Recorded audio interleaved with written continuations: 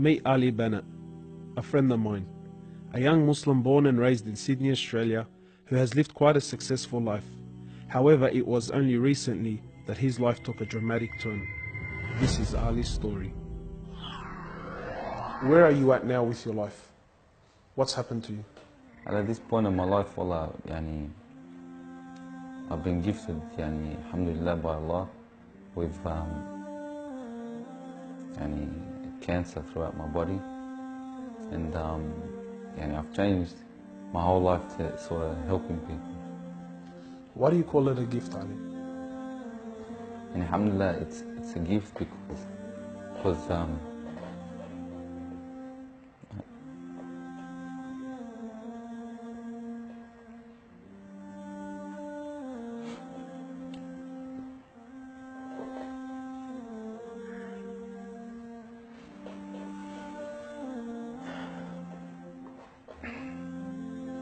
and it's a gift because Allah's given me a chance to change.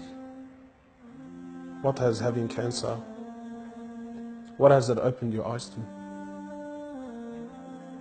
SubhanAllah, everything in life, even the smallest kid, like breathing fresh air.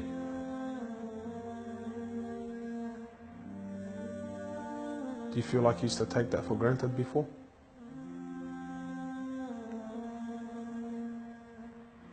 How long have you had cancer for?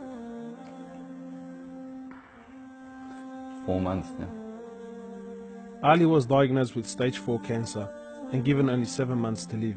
Upon finding the news, he immediately sold his successful business and was forced to reconsider the lavish lifestyle he was accustomed to. Everything was to change. Ali, what was your reaction when you came to know you had cancer? I got rid of my cars, I got rid of my watches, even my clothes. I took them with me overseas and I gave them to a lot of people up there. Alhamdulillah. So I wanted to try to leave this world without anything. So you were on a mission to get rid of your dunya.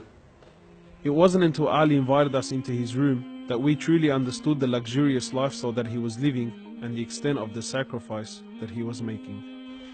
What's all this, Ali? Talk to me, explain this. It's a bracelet, costs about $60,000. $60,000. Yeah. What do you have in these boxes now? They're all my shoes, alhamdulillah. Louis Vuitton? All Louis Vuitton. How much is something like this worth, Ali? They're probably about 1,300. How much you pay for that, Ali? About 700 Pounds. for a pair of thongs, yeah. So what's happening with the sunglasses here, Ali? Just like collecting different sunglasses. Yeah. I've got rid of a lot of them. I gave them to a couple of brothers in Africa, alhamdulillah. So you're telling me there's a kid in Africa that's walking around with Louis Vuittons and Can I try one of these hats on? I've only mentioned them in my talks like 100 times. You can try the red one on. It's limited edition one. Barakallah. What do you reckon else? Sheikh Beauty. Ali's interest in the dunya has left him abruptly and no longer holds a place in his heart. So Ali, what do you feel now, like when you look at this? And driving something like this doesn't really cross my mind anymore. It's not something I would want to do no more. After someone tells you, or you find out that you're sick, or you haven't got much time in this life, wallah, this is the last thing you would want to chase. And this is how we should be living our life every day. Car like this, people would love to be in it, people would love to own, people would love to drive it. Wallah, they're going for the wrong goals. And you realize that when you get sick, when someone tells you you haven't got long to live, you realize all this stuff does not benefit us in any way. So what's the value of this in your heart now? This is worth one pair of thongs for a little African child with no thongs. Wallahi, it's worth more than me to see him smile with a pair of thongs than own one of these. Wallah al-Azim. Ali has since dedicated the remainder of his life and wealth to helping those who are far less fortunate than him. After an emotional journey to Africa, Ali has established a charity titled Muslims Around the World Project. The organization wasted no time in the construction of a masjid and a school in Africa to serve as an ongoing charity for him when he finally has to depart this world. Well, it all started from when I went to the cemetery when a brother that has cancer passed away.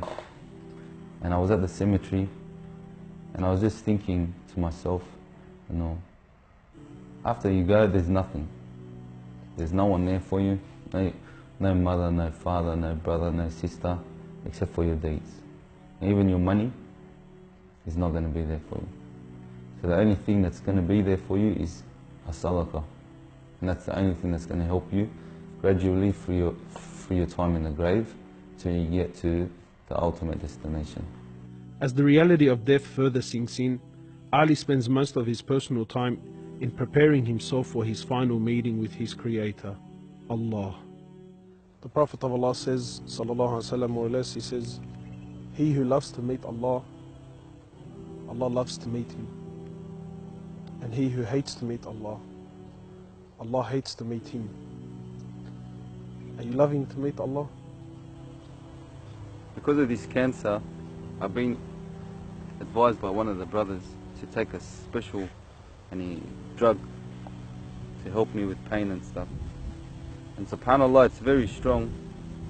I took a bit too much and I came into a whole different world within not knowing where I was, and it was very hard for me.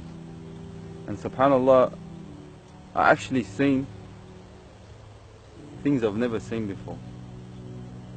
And my family were there all standing around me, and I was pointing up and I was saying, Ya Allah, take me. And it was that beautiful what I was seeing, I just wanted to go. And the next day, subhanAllah, I woke up and I was upset that Allah didn't take me.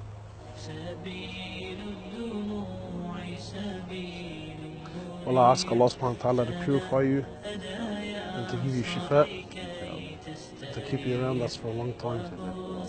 Allah, may Allah subhanahu wa ta'ala reward you.